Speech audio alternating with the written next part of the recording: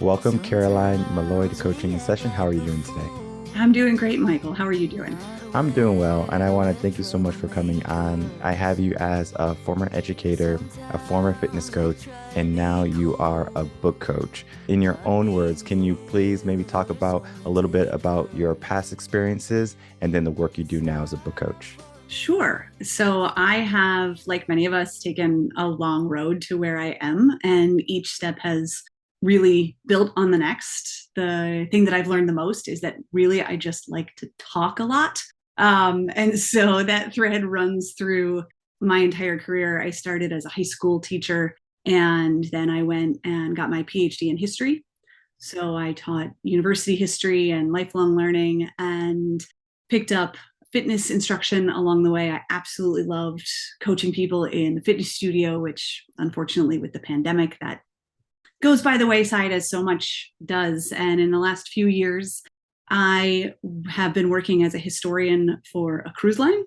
And on board, people would come up to me with book manuscripts. And for Mm. reasons that I didn't understand, they would say, "Hey, something about you makes me think I can trust you with my story." And this happened a lot.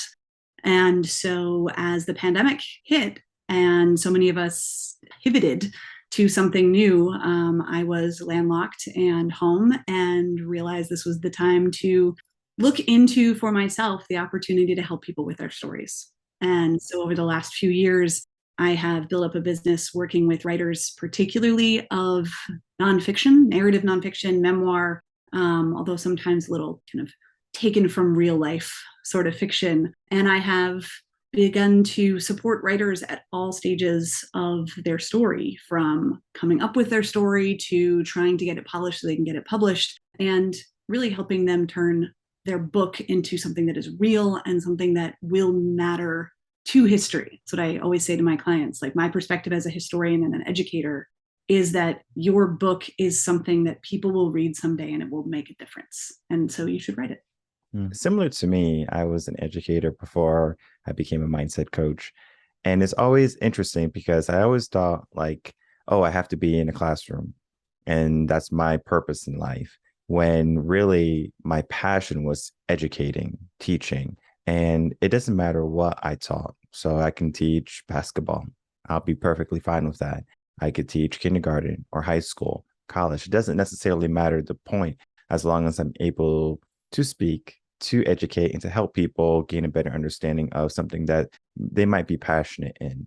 And maybe what happened when you're on that cruise line is that people were passionate about what they were writing and they wanted to find someone who's passionate also. And being a historian, you're going to be looking deep, diving deep into the past, reading a lot, I'm sure. And then you're always going to be looking for, wow, that's interesting, because there's a saying that history repeats itself. Look at fashion, for example. We might have bell bottoms in the 60s and 70s. And then in 2010, it's like, okay, bell bottoms came back for a little bit. So it kind of like it always repeats itself. And I think if you can get a good understanding of history and a good foundation on education as a whole, you can really plan better, right? And I think that planning is critical thinking. So critical thinking today is one of those things that many people, I want to say, shy away from, where if it can be easy, they would love easy. But critical thinking is something that people really have to look at nowadays and really take some time to say, okay, what is the cause and effect of what I'm doing? And I think the people who are writing that book have a high level of critical thinking. Maybe in your experience, can you maybe dive into critical thinking on maybe on some of the people that you're working with or have worked with in the past, and how their mind is maybe different than how modern society is? Well, I think if we're talking about critical thinking, the first thing that comes to mind for writers is actually the opposite. And it's not what you were, I think, referencing there with critical thinking, but they're often critical in their thinking of themselves. Hmm. um, but these are people that I meet whose stories are just amazing, and they are thinking about sharing that story in a way that maybe many of us don't. I tell my clients all the time, I have no interest in writing a book. I wrote a Mm. dissertation once. That is enough for me. I don't see my story that way. But writers do. Even someone who's never written a book, if you are thinking about writing a book, you're already thinking differently than I am. And that's already such an impressive and powerful way to think about your story, because you are, something is pulling you, whether it's a memoir and your own story, whether it's a self-help book that you're writing, or a nonfiction story about something that you've become the authority on. It's your passion, it's the thing that you love. Lots of people have those passions and never think, oh, I'll write a book about it. But for those who do, you're seeing the world and you're seeing your space in the world so differently. And people get nervous, I think, at that moment of like, oh, but should I write it? I'm not a writer. So many people tell me I'm not a writer.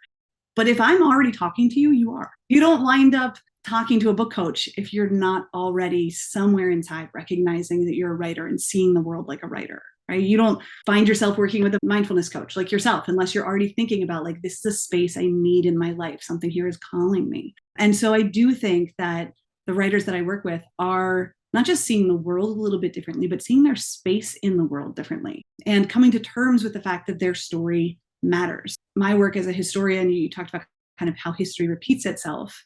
Yes, definitely. And I'm glad bell bottoms came back because I love them. The other piece of it, from my perspective, is that history for too long has been dominated by the big stories, right? By important people or important moments. But as a historian myself in my own work, I always go looking for the stories of what we'll call everyday people, stories that aren't famous and aren't loud and aren't obvious. And so what I think is wonderful about my writers that I work with is that they're adding pieces to this like big history, capital H history, but they're doing it in such an important way because it's so often overlooked. Like I would much rather find out what was life like during the pandemic and read the stories of individual people and all of their different multitude of experiences than to sit down 10 years from now and read some scholarly book on like, this is what life was like, and here's the economic situation, and here's the politics. Like that's doesn't tell you anything about anybody. And so I love the fact that there are writers who feel compelled to add their story to that collection. Yeah, and I know the definition or the kind of the way I was talking about critical thinking kind of left you on two paths. Do I talk about this way of critical thinking or this way of critical thinking? And I kind of leave it up to the guest when I give a broad explanation of what I'm looking for. They can go any direction they want. This is what I love about speaking with coaches because their mindset, the way they think, that's new, right? I've never had a book coach like yourself on coaching a session. So this is going to be a breath of fresh air for everyone, especially for people who might be on that borderline of wanting to write a book. Our experiences are all going to be different. My experience is going to be different than your experience. And my neighbor's experience is going to be different, even though we live in the same vicinity. People are going to have different lives. We have different bodies. We have different ways of interpretation, and trauma is going to be one of those things also that people see differently. And going back to the pandemic briefly, the pandemic was very traumatic for some people where they might not know how they were going to pay their rent, their mortgage, how they were going to homeschool their kids, and they have to work to provide food, shelter, security. And now they have all these new tasks that they didn't have before. So that trauma was something that they had to learn to deal with. And many people overcame it. Many people showed up and they said, I rose to the challenge and I was triumphant. And I think that's like the hero story. It's like we were given a bad hand and we made it work. And I think of critical thinking as someone who's able to see a problem, see a solution, and really dive deep into their potential and give everything they have. Because if we think about it, they didn't have to homeschool their kids. They didn't have to pay their mortgage or things like that because we had the mortgage forbearance. But they were people who said, I'm still going to pay my mortgage. I'm still going to work and I'm still going to educate my children. Those people really pushed themselves during those times. Now they have a story to say, okay, I was able to do it. Why aren't other people able to do it? It's not saying that other people should be this person who's almighty and all this energy, because again, every situation is different. I want everyone to be aware of that. But when a person becomes 100% committed to something, it's hard to stop them. Where they say, I'm going to do this and I'm going to have a story to tell. When we get to that story, it's kind of like we are almost obligated to say, hey, this is my story, so other people can take that too. Again, I'm not saying you have to write a book. Similar to yourself, Caroline, you Right. don't want to write a book. I like writing books. So I have a book that I already wrote. It's going to be in the publishing phase either end of this year or next year. So I'm already starting that process Right. because my life has led me to that, where I believe I have some things to share. And I know many other people have things to share. I love reading books because you get a different and unique perspective. Exactly. And I want to talk about, why do you think people are able to offer a different, unique perspective when most of the things that we're being given in our day is kind of like the same thing? So think of like routines, for example, where we wake up, we go maybe to the gym, we go to the store, we maybe have work after breakfast, whatever. And then we come home and we do like the same thing, rinse and repeat every single Monday through Friday. That's our schedule. Saturday, Sunday, maybe we get to relax. What makes people say, okay, well, my story is different? My story should be told. Well, I think you started by talking about trauma. I think that's something that creates a fracture in that rinse and repeat routine. And it doesn't have to be massive trauma. I mean, you gave the example of, persevering through the unexpected in a way that maybe other people are doing, but for you, it lands and you feel it in a particular way. And so when that rinse and repeat cycle breaks, you've made a set of choices and you've done something differently. And so you have that new story to tell. And often in then speaking to other people and recognizing difference, right? The lessons that you learned, you begin to see something, or some people begin to see that the way that they made a particular set of choices might help someone else, or a lesson that was learned might help someone else, or maybe it won't. And sometimes it's a cautionary tale. Don't do this, right? Here's a set of circumstances. And any good book is going to have the reader empathize. And it doesn't matter if you are reading science fiction and fantasy, or you're reading a memoir, or you're reading a how-to book. There's something in there that as a reader, you feel it's even if it's unfamiliar but with hints of something that you're like, oh, this is close, right? Therefore the grace of God go I, right? So I think there is something to the fact that sometimes when your daily story breaks, people feel pulled to tell that story. But also regarding critical thinking, I think it's also the idea that people are thinking critically about those differences in their lives, right? Stopping and recognizing, well, this difference is something that could help someone, and not in a kitschy Facebook and social media way, right? If you want to just tell everybody what you did right and how happy you are, that's what social media is for.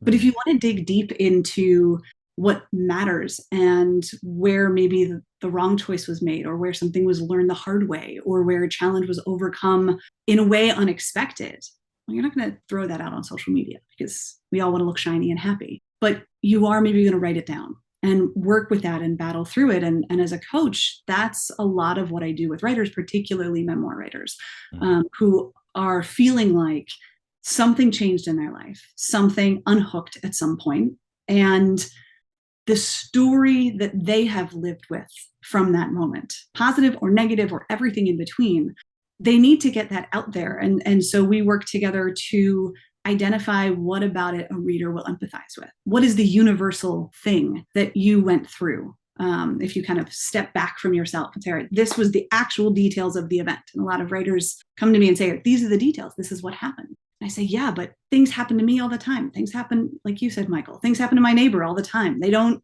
feel it the way that you do in this moment, you, the writer who's come to talk to me, right? They don't feel it that they need to tell the story. It's just not, they're not thinking it over and mulling it over and thinking, well, there's something here. And so we work to figure out what that core universal thing is that the writer's already kind of instinctively identifying about that break in their rinse and repeat routine. And then from there, realizing what your story can do for someone else. Now you have your specific situation, but you've recognized how it matters to someone else, or how it can matter to a bigger picture of history.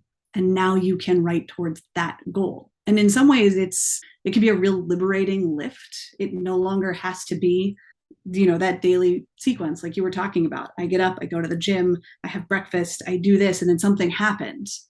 Yeah, but that sequence of events, step back, let yourself be a character on a page, someone that we can all empathize with as readers. Now you can begin to build a story from it that can be healing in a lot of ways. And again, trauma, little t, big T, however you want to talk about it, that thing that happened in your life is something that you need to resolve, and you can through the story. When we give a definition to maybe knowledge and wisdom, I talk about it quite a lot on the podcast because there is a big difference. If we're looking at knowledge in the sense of books, we're going to be looking at maybe college textbooks, books for elementary school, things like that. But when we talk about books that are filled with wisdom, it's going to be the story of the person. What Yes. was my perspective on this? And I always have been a lover of wisdom because I can read books on knowledge all day long, but it doesn't necessarily give me maybe an example of, okay, I shouldn't do this because they're giving me the blanket statement. Example I like to do, you can read How to Ride a Bike. It's a book, How to Ride a Bike. You're not going to be able to ride a bike. You Right. need that wisdom, getting on the bike, feeling how wobbly it is, creating that balance, and then riding the bike. And when we sometimes meet someone, it doesn't have to be through a book, it could be in life, it could be through a podcast. Some of the best moments of wisdom that I have ever experienced in my life have been shared with a person I've never met, an author. Just hearing their story, hearing what they went through, and then maybe even also saying, if I had to do this again, this is what I would do differently. Then it's like I'm thinking in my head, okay, let me start to critically think now. All right, if I'm in that situation, what would I have done first? And then the aftermath, what would I have done differently? So I'm giving myself different scenarios. So there's things that we can do to mitigate damage in our life. For example, jumping off a cliff without a parachute is probably a bad thing where we don't necessarily need, okay, well, let me jump off a cliff to make sure I can't fly first before I say, okay, I need a parachute. When a person has a set amount of wisdom, and I think we all have wisdom in a certain regard, it's just sometimes people, they don't necessarily see it as wisdom, they just see it as their life. What that does is it stops future generations from stopping and making the same mistakes, which I think is important because if we know that something is bad and we tell our children, our grandkids, hey, don't do this, and then they say, okay, great. But if we don't tell them, then there's maybe a higher probability that they're going to make that mistake because we didn't give them that wisdom. That's your history repeating itself all over again. Exactly. So, what I wanted to get from you is maybe your definition of knowledge and then wisdom, and then how it ties into the storytelling process. Well, I think you just gave such a great example of this idea of empathy that I was talking about, that you read a book and you meet an author on the page. And I don't mean you, I mean you particularly, clearly, but also we, in general, readers, meet authors on the page, and that wisdom is imparted, that sense of having lived an experience, come through the other side, and learned a greater lesson from it. But what makes, I think, a really good and powerful story is when an author is able to figure out how to convey that to you, the reader, without saying, do it my way. And wisdom is, I think, has a component of kindness to it on the page, a component of grace and space for someone else's perspective. I think there's a profound difference between a self-help book or a memoir or narrative nonfiction that says, I did these things, X, Y, and Z, and I'm going to tell you the exact way to fix the problem. And if you follow these steps, you will come to the same ending that I did. That's not going to be a book that is going to really, I think, empower or compel people, because it's not a book of wisdom, to use your word there. It's a book of ego. It's a book that says, I have knowledge, but I'm not going to share it in a way that will help. And wisdom is, I think, very help forward. The space to recognize that what a writer has gone through and then puts on the page needs to leave a way for people to learn in their own way from that. And I think wisdom from a writer's perspective is recognizing that your story needs to be bigger than you, so that a reader, any reader, can pick it up and recognize a piece of themselves in it. It's a hard space, I think, to find as a writer, but the good books, if you think about them, leave space for you to apply it to your own very different life experience. Leave space for you to take that lesson and turn it around and use it in an environment that the writer probably never anticipated. And I mean, you can think about classic books that are, from generations before us that we can read today and take a lesson from. Well, that's because the writer has left space for that. The writer is wise enough to know, all right, my story needs to be on the page for the reader to learn something from it. But I'm not going to tell the reader what they have to learn. I'm not going to limit the possibility. When it comes to education, it's kind of like leaving things up to interpretation is a good thing, because if I just teach people to do it my way, then they're going to do it my way. But if you leave it up to, well, this is the safe way to do it, this is kind of what we're looking for, you might find an alternate way to do things. For example, let's say your favorite store is Walmart. So Walmart is your favorite store. I'm sure there's multiple ways you can get to Walmart from your home. You can take a left, you can take a right. If you're on a dead end street, make sure you don't turn onto the dead end street though. So go off into the main road and then try different ways. Education is like that. I had a kindergarten teacher when I was doing my internship for my master's. She was such a pragmatic teacher. It looked like her classroom was filled with chaos, but it was controlled chaos. Mm-hmm. You would go in that classroom and you never wanted to leave. It's just because the way she did it was so magnetic. And she allowed the kids to be free, and they learned and they enjoyed that type of learning. But the other two kindergarten teachers, they were very routine. They're very structured. Not saying that the kids were not getting education or a bad education in one class versus the other.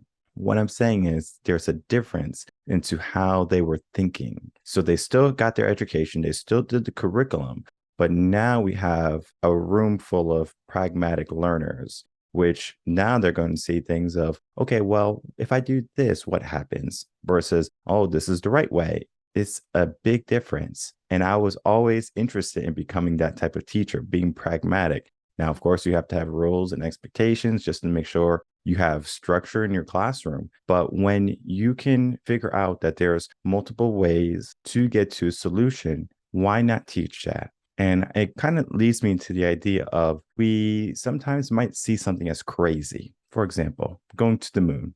In the 1800s, if you said, I'm going to fly to the moon, everyone would have thought you were crazy. In the 1800s, if you said you're going to have a phone that's the size of a brick that can fit in your pocket, they would have thought you were crazy. If you said in the 1800s that, oh, I'm going to have an automotive car that can take me from A to B, they would have thought you were crazy. But it took someone crazy to say, you know what? I'm going to create this. Even though there was no believers, even though it wasn't out there yet, there was someone that came up with that idea. I find that when people are writing a book, they have an idea that might never have been said before. And I think we do a disservice as society by almost encouraging people to conform. We say, hey, you have to do this, you have to wear this. You might have someone with a brilliant mind who has this so far-fetched idea that if they say it, they're going to be labeled crazy. They're going to be labeled a psycho. And what that does to the person is they say, you know what, I'm not going to share my idea. What do you say to those people who have that idea that might be so far-fetched, but you know deep inside that they might be that person who can make that idea come to life? First of all, I just want to say, when you referenced that kindergarten teacher, I had a colleague, a sixth grade science teacher, who had that same idea. He had chaos in his classroom, and I would walk in and I would be like, I don't know what you're doing. There was order to the chaos. And I think it's a really great metaphor for writing, which is that you want your reader to get to the end, but you don't want them necessarily to notice that you're pushing them there, right? That kindergarten teacher that you knew, that science teacher that I know, had the same curriculum goals as the other teachers, but was really allowing kids to explore their way and just gently guided those kids without those kids realizing to the same conclusions, and let them think so much more creatively and so much more beyond, I think, in terms of the possibilities of imagination, and allowed them to come up with new ideas that maybe are outside of the standard. I think writers frequently are creative, expansive individuals who are thinking about things in new and exciting ways, and frequently bogged down by worrying, well, this isn't the way everyone has always done it. In the publishing industry today, I think on the one hand, it encourages conformity, because you have like the big five publishing houses that just want the same kinds of books. And there is this belief amongst writers to be that you have to conform to a certain style or a certain type of book if you want to be published, and published means only a certain thing, and it's very limited and it's very narrow and it's very exclusive. If you are outside the norm, it's going to be a very discouraging and demoralizing space. But one of the things that's really wonderful, and that I talk to with a lot of writers, is that the publishing industry broadly, if we want to call the industry just any way to publish a book, well, this is the best moment to be in for that.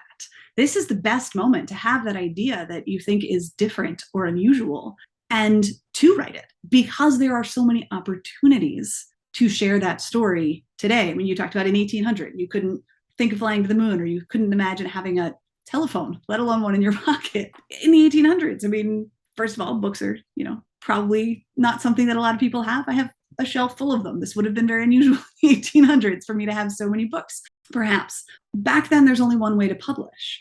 Today, for writers who come to me, and I have a writer that I'm working with right now who has a really visual take on her story. And what she's working on, she's thinking of it not just in the words on the page, but also in what those pages physically will look like. And a standard publisher is not going to be remotely interested in anything outside the norm like that. But there are so many self-publishing opportunities and hybrid publishing opportunities and digital publishing opportunities, but ways in which writers with a story that maybe doesn't conform to our traditional definition of it can find a space for that book that they still feel compelled to write. And I think that's really such an exciting space to be in right now as a writer. And that fear of what next should be something, it's something I work with my writers on, to let that fear go. Yes, maybe in a dream world, you want to be on the New York Times bestseller list, and that's great. And I'm not going to blow up your dream, and I'm going to encourage you and cheer for you. And I will wallpaper my walls when you are on that New York Times bestseller list for it. But that isn't a definition of success. A definition of success is your story out there in the world in a way that you are so proud to share it. And so it might be Amazon Digital. It might be hybrid publishing, which is a really big and interesting space right now, where it's kind of the in-between space where you do some of it on your own, and then you have professionals that come in and help you do other things. And there's just such a range of opportunities that success finally, can I say finally? Success is finally something that as a writer you can have regardless of where you fall in that norm. Like you were talking about, Michael, where you fall on what, one set of very particular narrow gatekeepers have decided matters. And success, the definition is so broad nowadays. It's like, if you want to be successful, you have to have $1 million. If you want to be successful, you have to have a big house, or this type of car, or this type of phone, or these type of clothes. So success is going to be individually defined by you.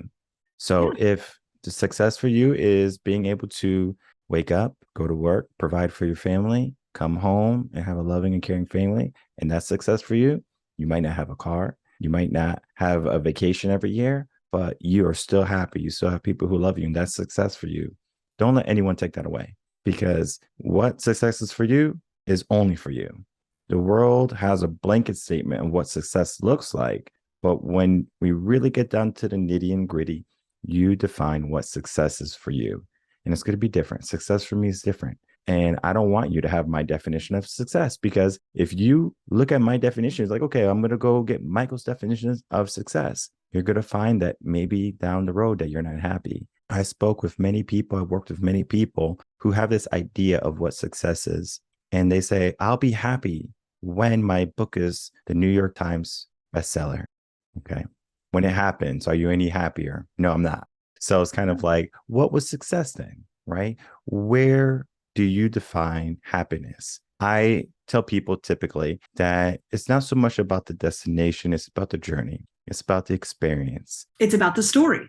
It's about the story, because that is what makes it. You're not going to want to watch a movie where you turn the movie on, you see a happy family, and then the movie ends, because the happy family is the ending and the beginning. There's a part in that movie where it's kind of like turmoil, where there's a hiccup, where there's some type of tragedy that happened that you want to learn from experience and see what happens as the end result. And that is success. But then we get into the trust aspect of wanting to write a book. Yes. You might not have an idea that maybe is popular. You might have an idea that you're afraid to share with the world or anyone, to be honest. I remember when I first started writing my blog, I was like, I don't want to write a blog because I don't know what people are going to say about it. And I don't want people to steal in my idea. And then it wasn't until I relinquished those ideas that I gave myself. Someone's going to steal my words. Someone's going to use my words against me. Well, they're my words. So I have that freedom. I'm going to write. I had to be brave. I had to be courageous. And I think many people who begin that journey for book writing Mm-hmm. have to have that aspect too. They have to be brave. They have to be courageous. And they have to have that aspect of trust in themselves first, and then looking for maybe a manager, a book coach like yourself, someone who's going to help you along the process, especially if you have not written a book before, because there is a lot of things that go into writing and publishing a book that you might have not have thought about. And it's not to, take a jab at you. It's just that what you don't know is what you don't know. I remember when I was going through my personal development stage and I did everything by myself, but I did it through books and through the internet. It took me a very long time. If I had a book coach, if I had a publisher, if I had a manager helping me along the way, I would get everything done a lot quicker. And it's just vice versa in coaching.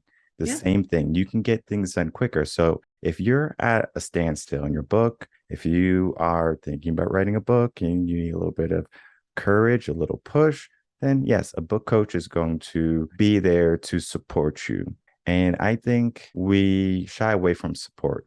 We say we have to do it by ourselves. We have to take this burden and we have to push through and we're going to do it by ourselves. And it might make the story a little bit better, but there's going to be maybe a necessary trial and error when you can have someone who has already done it, is already experienced, and then you can kind of speed up the process. Because when you get one book out, guess what? Now you have freed yourself and you can write your next book. Mm-hmm. Because if you write one book, it's very contagious. You say, all right, I got to write another book and then another book. And before you know it, you have as many books as Harry Potter. I wanted to maybe get some of your experience with having clients and then building that trust with them. And then after that trust is built, what were they like before and then after? Absolutely. It's a great question. And I think your example that you can do it all on your own is true. I mean, I think a coach is not the essential piece of success and success. I'm glad you brought it up that it is something that I think societally, at least in the States, we are so driven to believe that it's only successful, it's only worth it if we do it all on our own. And there's something to that, like pick yourself up, do it by yourself, don't ask for help culture that's really toxic. But even on a small level, I always say to my clients, the reference that I make is running a marathon, right? Really basic coaching that you can finish. You can get to mile 26.2 all on your own using the internet training and using books that you read or simply just showing up every day and running. You can get to the finish line.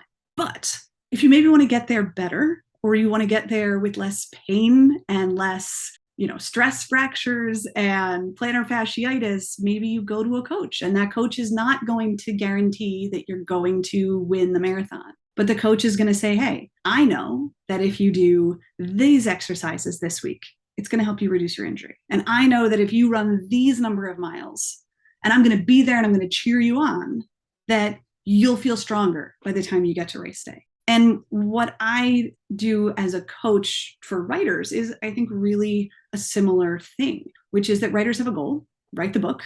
As a coach, my role is not to write the book for them, not to guarantee the New York Times bestseller list, but to say, hey, when you are trying something new, which maybe it's writing the actual book, maybe it's revising a draft of, maybe you did go and do it all on your own and you sat there and you sat at your computer, you hammered out your first draft and now you're like, now what?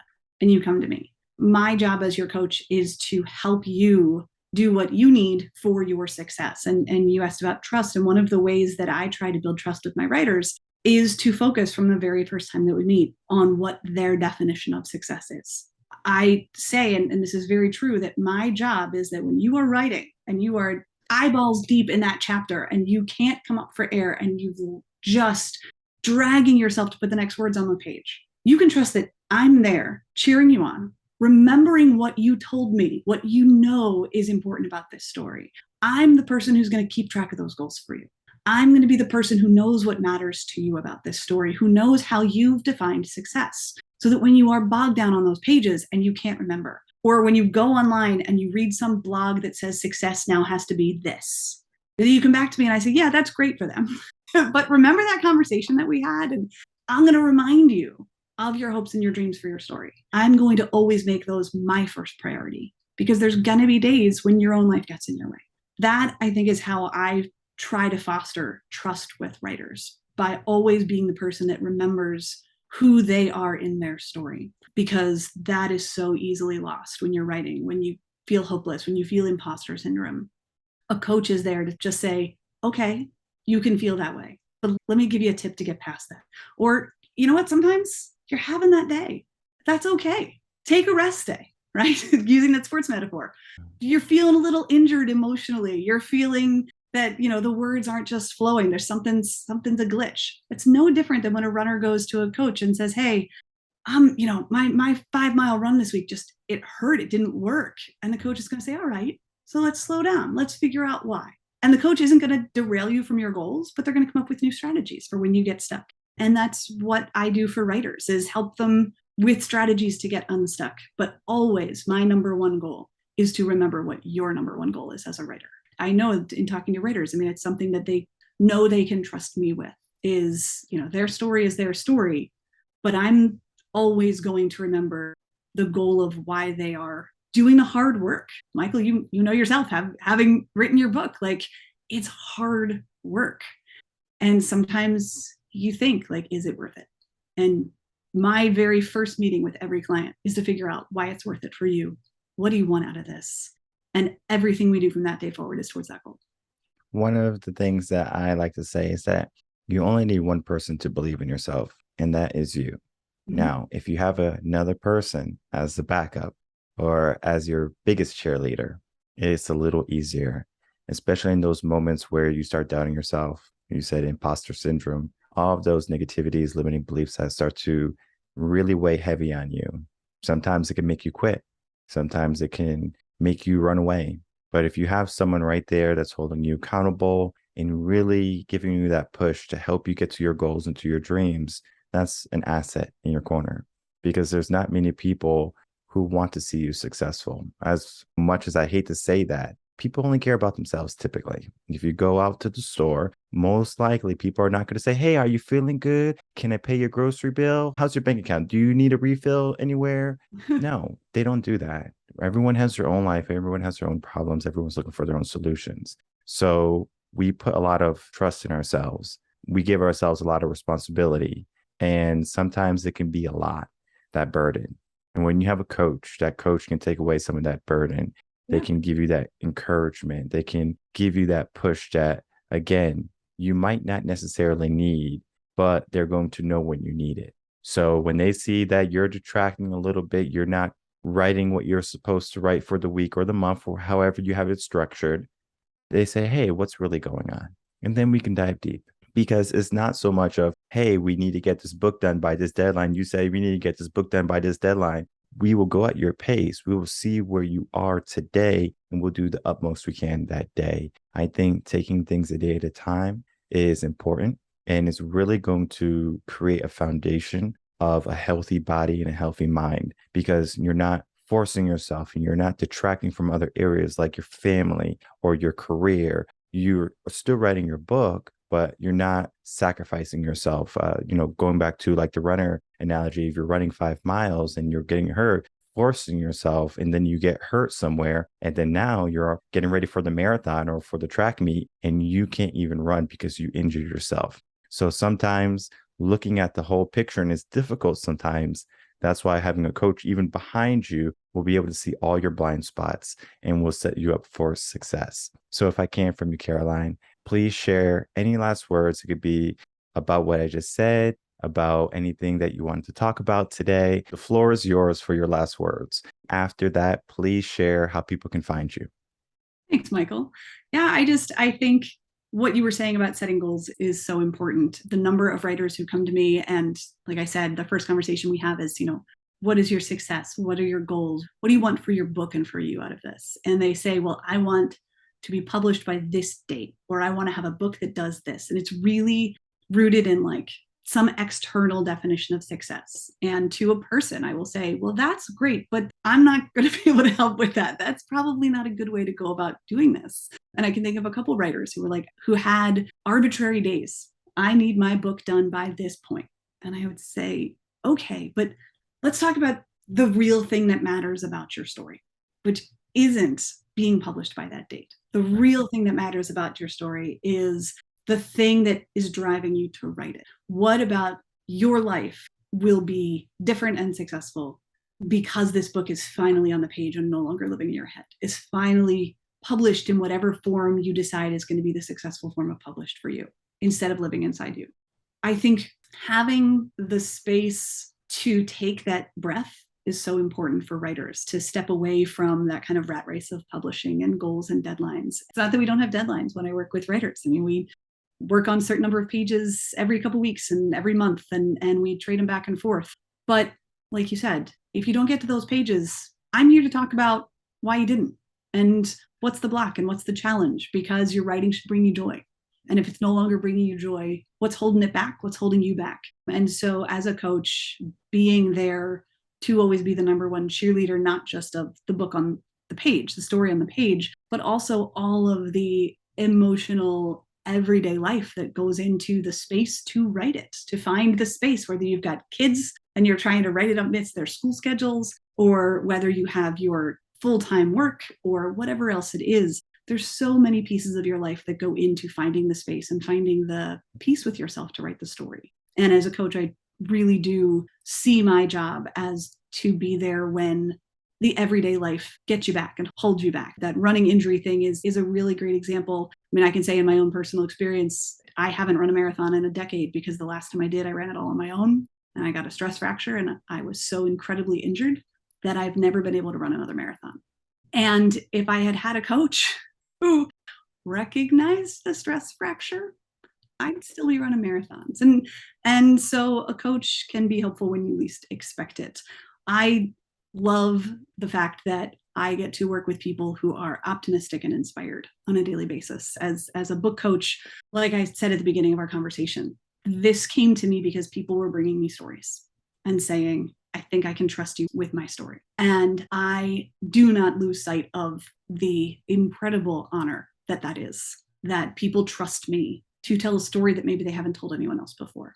And they trust me to cheer for them and to hold on to their goals for them through that process. And whatever part of that process they need me for, it might not be for the whole book. Maybe it's just for one part of their process. But it really is truly been a wonderful transformation for me, from high school teacher to college professor to book coach, where I get to see these stories come to life and to be that cheerleader and to be so proud of everybody whose story gets out there. And I absolutely love that opportunity and that honor.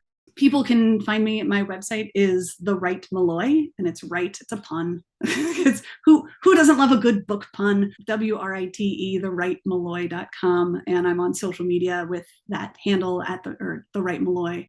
And on my website, one of the things I think I said earlier that a lot of people come to me and say, I'm not a writer. And I remind them, like, if you're looking at me, if you're on my social media, if you come to my website, I have a secret for you. You're already a writer. So actually, if you go to my website, you can sign up and actually get a guide that I have up on my website that is 10 steps that you can make to start identifying essentially as a writer. What are the little things that you can do aside from writing your book that allow you to step into your writing space? And one of those things is to simply start talking about being a writer and talk about your story. Put it on Twitter or Instagram, or go introduce yourself at your favorite local bookstore as someone who's writing a book. Booksellers love authors. They don't care whether or not you've published 50 books or none at all, but start having conversations with people on social media and in real life, saying it, kind of embracing that affirmation for yourself of, I'm a writer, and try it on and step into that space as you begin to write your book.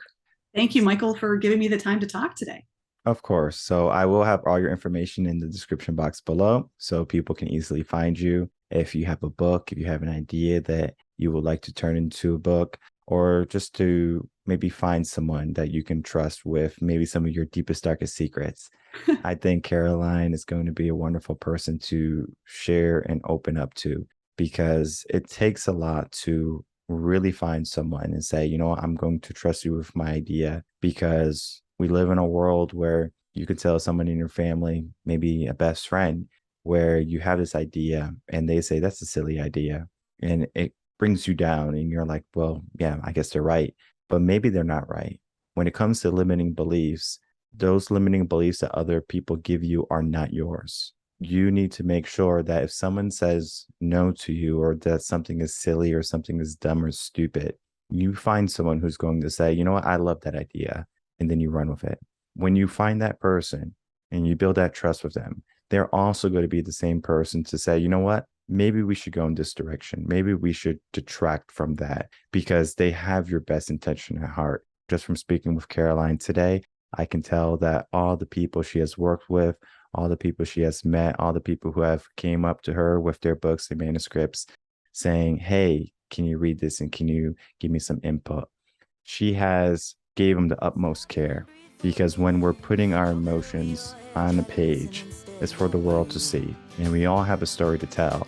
You just have to ask yourself, are you ready to write your story and tell the world? I would like to thank you so much, Caroline Malloy, for coming on Coaching in Session. A huge pleasure. Thanks for having me, Michael. Of course.